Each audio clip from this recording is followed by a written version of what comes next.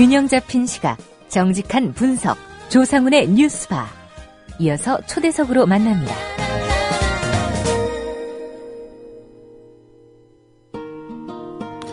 하루빨리 특검을 실시하라.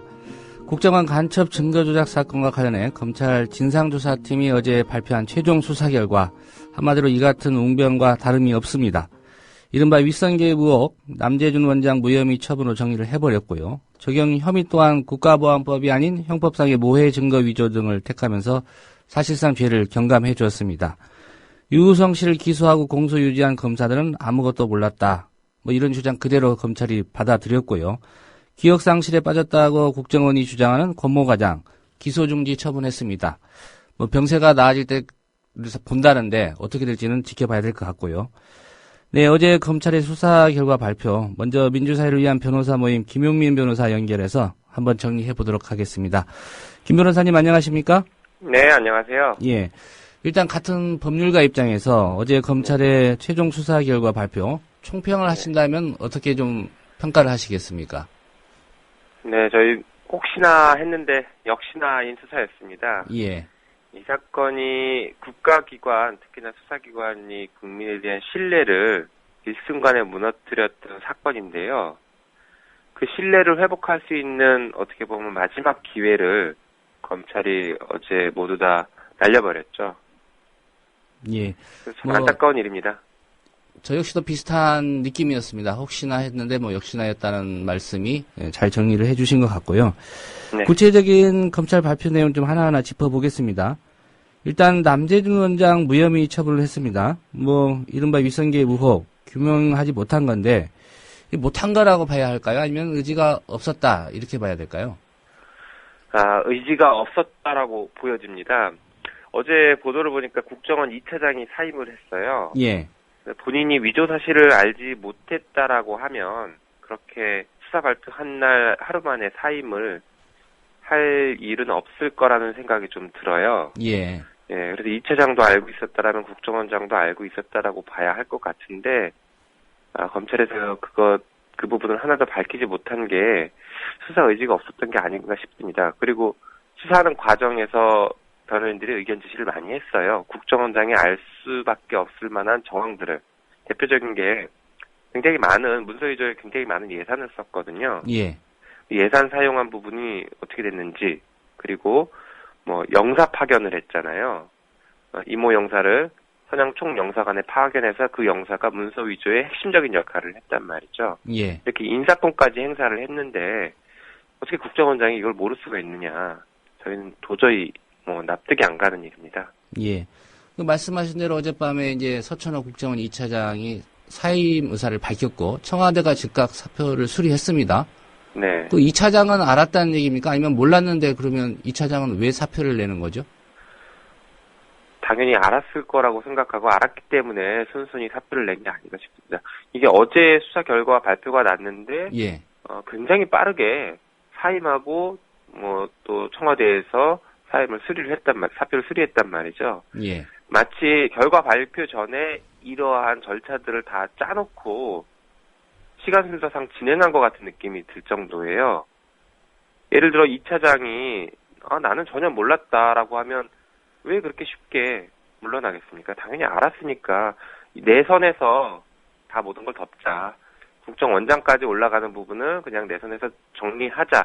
이렇게 사전에 어떤 조율이 있었던 게 아닌가라는 좀 강력한 의심이 들어요. 예. 2차장은 알고 있었고 거기에 책임을 진다라고 하면 결국은 논리적으로는 이렇게 되네요. 2차장이 원장한테 보고하지 않아서 그 책임도 진 거냐. 이렇게밖에 물을 수 없는 상황인데 이걸 네. 과연 상식으로 이해할 수 있을지는 국민들이 판단을 할 것 같고요. 네. 한마디로 검찰 논리대로라면 거듭 지적하는 부분이지만 부하들이 원장도 모르게 이렇게 엄청난 일을 벌였다. 이런 거 아니겠습니까? 네, 맞습니다. 만약에 그 말이 사실이라고 하더라도 이 국정원장 어떻게 보면 자격이 없는 거 아닌가 이런 생각까지 들어요. 예. 이 사건 자체가 유우성 씨의 간첩 혐의 자체가 국정원에서는 굉장히 중요한 사건이었어요. 왜냐하면 1심에서 전부 무죄가 난 사건이거든요. 국정원이 이렇게 1심에서 전부 무죄를 받은 역사가 거의 없어요. 예.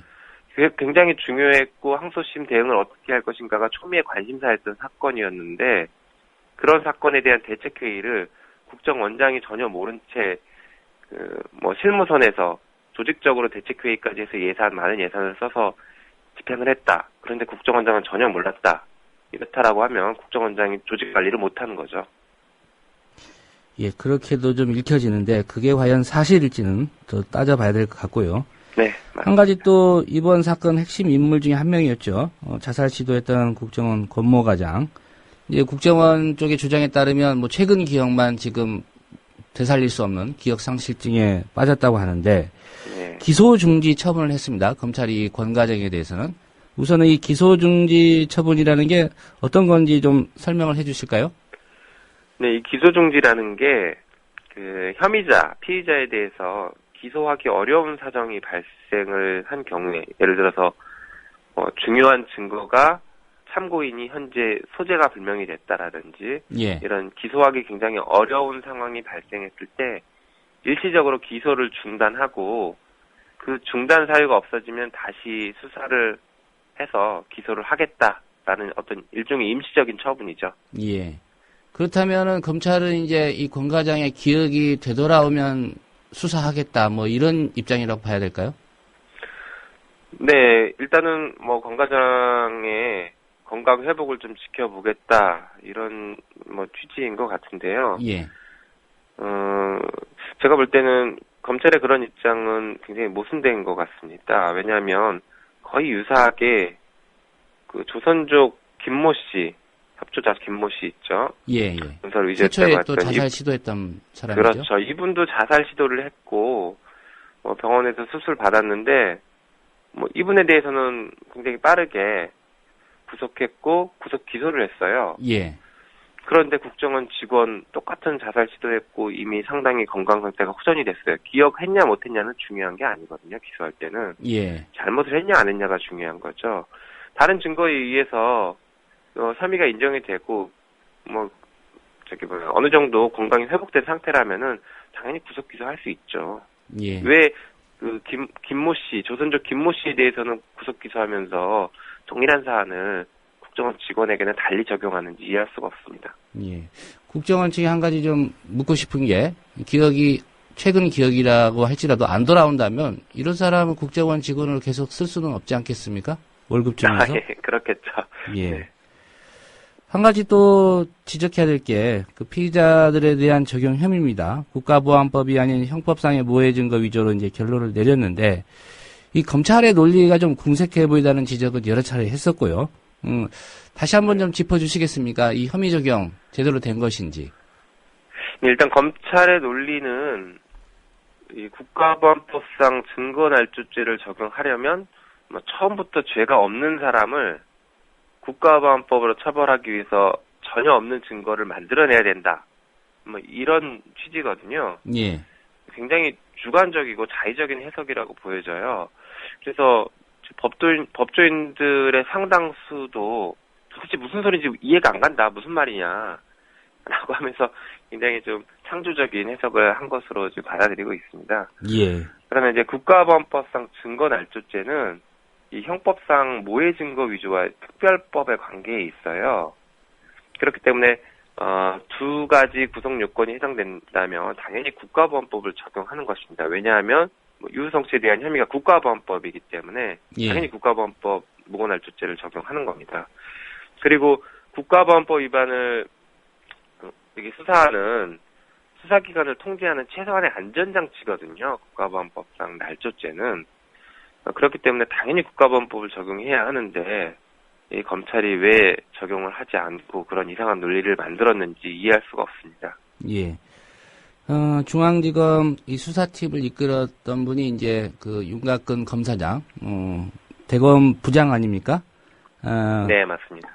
근데 이 수사 과정에서 황교안 법무부 장관이 쓴 저서가 많이 거론이 됐습니다. 예. 물론 네. 이제 본인은 본인이 쓴 책의 취지에 대해서 또 국회 답변 과정에서 다른 뉘앙스의 얘기를 하기도 했고요. 네. 어떤 정치적인 그런 좀 눈치를 봤다, 검찰이. 이렇게 좀 추정할 수 있는 그런 단서들은 혹시 발견하지 못하셨습니까? 저희가 생각할 때는 이 황교안 법무부 장관이 국가보안법과 관련해서 굉장히 권위자입니다. 예. 그래서 이미 오래전에 본인의 저서에서 이런 경우에는 국가보안법상 날조죄로 처벌할 수 있다라고 아주 자세하게 설명을 하고 있어요. 다시 말해서 지금 수사팀, 검찰 수사팀에 이미 오래전에 수사 지침을 내려준 거죠. 뭐 법무부 장관이 쓴 책에 아주 자세하게 어떻게 적용하고 미필적 고의도 적용할 수 있다라고 자세하게 썼거든요. 예. 그런데 지금 이 사건이 막 터지니까 어떻게 보면 국가보안법상 무고날조죄가 공무원을 향해서 적용되는 최초의 사건이 터지니까 갑자기 입장을 바꿔서 적용하지 않을 수 있다라는 취지의 모호한 태도를 한다는 것은 굉장히 정치적인 해석이라고 보여집니다. 그리고 뭐 그렇게 판단을 하고 있는 이유가 어떻게 보면 정권에 대한 부담감도 굉장히 크겠죠. 예. 그렇지만 그 부분을 떠나서 현실적으로는요. 이 국가보안법 그 사범은 공안 사건은 검찰 보고사무규칙에 의하면 법무부 장관한테 직접 보고를 계속 하도록 되어 있습니다. 예. 다시 말해서 법무부 장관이 이 사건 계속 보고 받은 사건이에요. 잘못하면은 법무부 장관에까지 수사가 갈 수 있는 그런 문제거든요. 그러다 보니까 아무래도 국가보안법 적용 부분을 상당히 제한적으로 해석하려고 하는 느낌이 많이 들더라고요. 예. 이 검사들이 황교안 장관이 쓴 책대로만 했다면 뭐 이런 법적 개혁은 일어나지 않았을 텐데 결국 그렇게 하지 않았다는 얘기고요. 네. 또 한 가지 지적하지 않을 수 없는 게 이 유우성 씨 사건 기소하고 공소 유지한 검사들입니다. 이 사람들에겐 책임이 없느냐라는 얘기 당연히 나왔는데 결국은 면죄부셨고요. 물론 그렇죠. 김진태 검찰총장이 뭐 감찰하라고 했다는데 뭐 면죄부셔놓고 감찰하는 거 이건 또 어떻게 봐야 될까요? 참 받아들이기 힘든 결과입니다. 검사가 위조된 문서의 위조 여부를 알았는지가 사실은 검사 책임에 있어서 가장 중요한 쟁점이거든요. 예. 그런데 지금 뭐 공소장 같은 것에 나온 뭐 수사 결과나 이런 것들을 보면 위조된 문서가 최소 4건 이상입니다. 그 4건 이상의 문서들 중에 1개의 문서만 알았어도 검사가 당연히 처벌할 수 있거든요. 그런데 수사 결과 발표는 4건의 문서 모두 다 몰랐다라는 식으로 지금 발표가 된 거예요. 그렇지만 유우성 씨에 대한 수사 과정과 재판 과정 쭉 지켜보면 검사들이 몰랐을 가능성은 매우 낮다라고 보여집니다. 뭐 최초의 출입경 기록을 입수했을 당시에도 내용이 서로 다른 출입경 기록을 같이 가지고 있었는데 그 중에서 검찰에게 유리한 것만 제출한 거거든요. 예. 네. 그리고 수사 결과 발표에 따르면 그 출입경 기록이 위조됐다라는 판단은 유보하고 있는 것처럼 보여요. 네, 결국에 이렇게 지금 흘러가는 정황들은 유우성 씨에 대한 범죄 혐의를, 간첩 혐의를 입증하는 그런 어떤 핵심적인 부분은 여전히 세모로 남겨놓겠다라는 어떤 의도로 보여지거든요. 예. 그렇기 때문에 검찰도 불기소를 한 게 아닌가 싶습니다. 만약에 검사들을 이번에 기소를 했으면 공소유지에 아주 결정적인 악영향을 주게 되는 거죠. 그래서 그렇게 정치적으로 좀 빠져나간 부분이 있지 않나 생각이 듭니다. 예. 또 한 가지 좀 지적해야 될 부분이 초기에 구속 기소된 그 국정원 기획단장 김모 과장 그리고 자살 기도했던 외부 협조자죠. 김모 씨 외에는 나머지 사람들은 지금 불구속 기소를 했단 말이죠. 네. 뭐 이분들이 도주할 우려는 없다 전 치더라도 증거를 인멸하거나 입을 맞출 가능성은 높아 보이는데 이 구속 기소하지 않은 거 이건 좀 문제 아닌가요? 네, 저희도 어제 그 부분을 좀 굉장히 강하게 지적을 했습니다. 지금 증거 조작이라고 하는 어떻게 보면 대한민국에서 믿기 어려운 범죄를 조직적으로 저질렀거든요. 네, 국정원에서 그런 조직적인 범죄를 저질렀고 검찰 수사 결과 발표에 의하면 저희는 믿지 않지만 어쨌든 그 조직적인 범죄의 수장이라고 하는 사람이 이모 처장입니다. 이 사람은 구속하지 않고 그 밑에 실무자들 선만 구속 기소를 한다라는 것은 국민들로서는 도저히 납득할 수 없는 것이죠. 예. 뭐 충분히 가담은 다 했고 가담한 사람 중에 가장 지휘체계상 높은 사람은 오히려 빠져나가게 한다는 것은 앞으로 국민들이 이 부분을 어떻게 납득을 할 것인지 뭐 이해할 수가 없는 부분입니다. 그리고 한 가지 더 말씀드리자면은 이게 국가보안법상의 중대한 명백한 범죄를 저질렀는데 이 부분을 교묘하게 형법을 적용하고 지위선상을 다 빼고 그다음에 검사마저 처벌하지 않는 것으로 정리를 하면 향후에 이런 유사 사례가 발생했을 때에도 계속 면죄부를 주거나 경미한 처벌로 끝날 가능성이 높아요. 예. 이번 기회에 뿌리를 뽑아야 되는데 검찰은 면죄부를 주는 느낌이 굉장히 강해요. 이번 수사 결과 발표를 보면요. 모두의 김 변호사님께서 혹시나 했는데 역시나였다고 말씀하셨고요. 대목대목 다 아쉬운 부분일 것 같은데 특별히 이 점은 검찰이 좀 파헤쳤어야 되는데 아니면 이거는 알고도 사실상 눈 감았다 이렇게 좀 보여지는 대목이 있다면 딱 하나만 꼽으신다면 어떤 대목이라고 보십니까?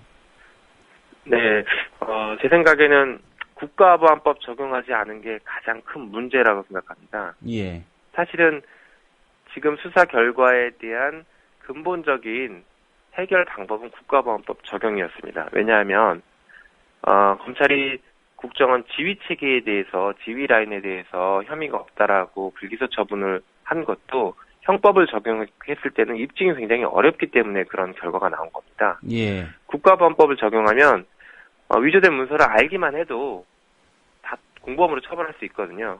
그래서 형법을 적용하면 안 것 가지고는 부족하고 그 사람이 위조 문서를 지시해야 됩니다. 지휘 책임자가. 그러니까 당연히 입증이 어렵죠. 도저히 입증하지 않고 처벌하지 않겠다라고 처음부터 예정하고 형법을 적용한 느낌이 굉장히 강력하게 드는 부분입니다. 그리고 아까 말씀드렸지만 이번 기회에 국가보안법을 적용해서 강하게 엄하게 처벌을 해야지 다시는 이런 사례가 발생하지 않는다라는 어떤 선례를 남겨야 되는데 그 선례를 남길 기회를 스스로 없애버렸죠. 예. 그리고 한 가지 더 말씀드리자면 국정원 직원들에게 당신은 국가보안법으로 처벌되고 최하 징역 7년 이상의 형을 선고받는다라는 강력한 메시지를 줬다라고 하면 국정원 직원들이 지금처럼 진실을 은폐하려고 하지 않았을 겁니다. 이게 잘못하면 내가 혼자 뒤집었을 문제가 아니구나. 그리고 진실을 실토할 가능성이 더 높아지는 거죠. 그런데 예. 지금처럼 형법을 적용하면 잘하면 이 사람들 집행유예로 나올 수 있거든요. 그렇게 되면 오히려 이 사람들은 국정원 직원들은 나 혼자 뒤집어 쓰고 간 것에 대해서 소위 말하는 어떤 국정원 내부의 영웅적 행동을 한 것처럼 비춰질 가능성이 높거든요. 예. 이런 가능성들을 다 차단을 했어야 되는데 그 방법이 국가보안법을 적용하는 거라고 생각되는데 그렇지 못한 게 가장 아쉽습니다. 예. 국가보안법이 적용됐어야 되는데 형법을 적용한 거 이 부분이 가장 결정적으로 좀 이 사건 사실 부실 수사로 가는 그런 포인트였다 이런 지적이시고요. 네. 관련 내용이기 때문에 질문을 드리겠습니다. 그 유성 씨가 비공개 그 재판에서 그 증언했던 그 탈북자 K씨 이 탄원서 이게 언론에 보도가 됐고요. 결국은 이게 어디서 이 탄원서가 나왔느냐 추적해 보니까 국가정보원이다 이런 입장이고 또 이걸 가지고 이제 당사자가 소송을 걸겠다 해당 언론사를 대상으로 하니까 국정원이 무마까지 나선 상황입니다. 이 부분도 검찰 수사가 필요할 것으로 보여지는데 어떻게 전망하십니까? 이제 국정원 직원들이 직무상 취득한 비밀을 누설했느냐 안 했느냐 사실은 이런 부분이 지금 문제가 되는 것 같은데요. 예. 저 부분을 오히려 이제 민변과 그리고 피고인인 유우성 씨를 공격하는 어떤 이런 수단으로 사용하려고 했었어요. 국정원이. 처음에 언론 보도 보면 이거 유출한 거 민변 아니겠느냐 이런 뉘앙스였죠? 그렇죠. 왜냐하면 유우성 씨가 아직도 북한과 계속 연락을 해서 이런 증언을 하는 사람의 정보까지 넘겼다라는 이런 뉘앙스를 풍기려고 이게 지금 기획됐다는 느낌이 아주 강력하게 들었거든요. 예. 그래서 굉장히 부적절한 처사였고 만약에 정해진 법률에 위반하는 그런 행위들이 밝혀진다라고 하면 당연히 처벌을 받아야 되겠죠. 예. 네. 그 유성 씨 재판 관련해서 얼마 전에 이제 결심이 있었고 징역 7년을 구형한 걸로 알고 있습니다. 네. 검찰이 7년을 구형한 그 죄목에 이렇게 형량이 따로따로 정해져 있습니까? 무슨 죄에서 몇 년, 무슨 죄에서 몇 년 이렇게 해서 7년 구형한다라고? 예, 그 죄목에는 따로 정해져 있는데 검찰은 그 부분을 따로 특정하지는 않고요. 예. 전체에 대해서 7년을 구형했습니다. 예. 1심 때와 비교하면 어떻습니까? 1심 때와 동일한 형을 구형했어요. 예, 1심과 동일한 7년을 구형했고. 네. 그러니까 7년을 구형했다라고 하면 어떻게 보면은 굉장히 많은 형을 구형한 것 같은 느낌인데 예. 이 간첩죄라는 게 최하한이 7년입니다. 그러다 보니까 검찰은 유우성 씨가 정말 나쁜 사람이고 실형을 선고해야 되고 정말 악질적이다라고 굉장히 심하게 얘기를 하더니 결국에는 법정 최하한을 구형했어요. 저희는 오히려 차라리 저렇게 유우성 씨를 나쁜 사람이라고 만들고 주장을 강력하게 하면 차라리 구형이라도 더 많이 하지. 예. 어떻게 저렇게 옹색하게 법정 최하한을 구형하느냐. 오히려 저희는 그 부분에 대해서 저희 내부적으로 그런 우스갯소리도 했습니다. 예. 선고가 언제로 예정돼 있죠? 네, 다음 주 금요일 4월 25일입니다. 예. 4월 25일이고요. 예. 전후해서 다시 한번 김 변호사님 모시도록 하겠습니다. 오늘 말씀 잘 들었습니다. 네, 감사합니다. 예, 지금까지 민주사회를 위한 변호사 모임의 김용민 변호사였습니다. 다 함께 만드는